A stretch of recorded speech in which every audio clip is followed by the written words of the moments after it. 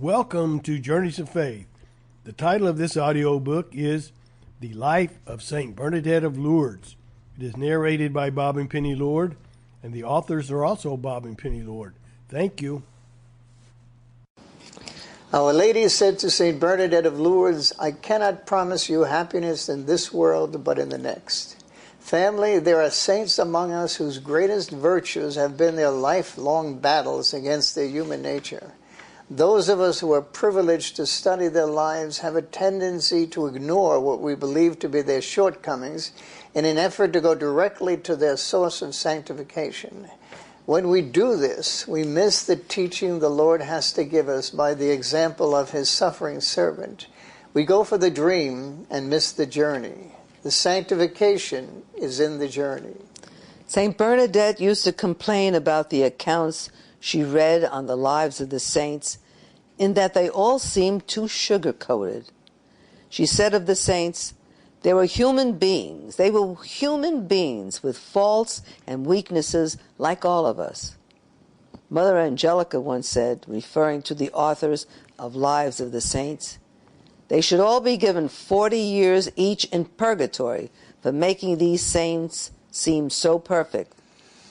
Bernadette probably felt the same way. To the little saint of Lourdes, the many gifts she was given during her lifetime, one, that of beholding the presence of Mary, the Mother of God, 18 times in the year 1858. Another, her ecstasies during those apparitions were just that, gifts. She believed that these were aids from the good God to help her get through a sacrificial life amidst a barrage of attacks, and to suppress her own fiery inclination to fight those attacks. She prayed the gifts would offset her imperfections, which included a strong will, a fierce temper, and a stinging tongue. What she may never have known is how our Lord Jesus and his Mother Mary were able to use these traits for their glory. We once wrote that Bernadette was a simple girl, and illiterate at the time that Our Lady appeared to her. But never did we consider her a stupid girl. Her behavior throughout the period of the apparitions, her inner strength to hold up against great powers in the government and the church, are a strong indicator of this. Her life after the apparitions and in the convent of Saint Gildard in Nevers is proof of her strength.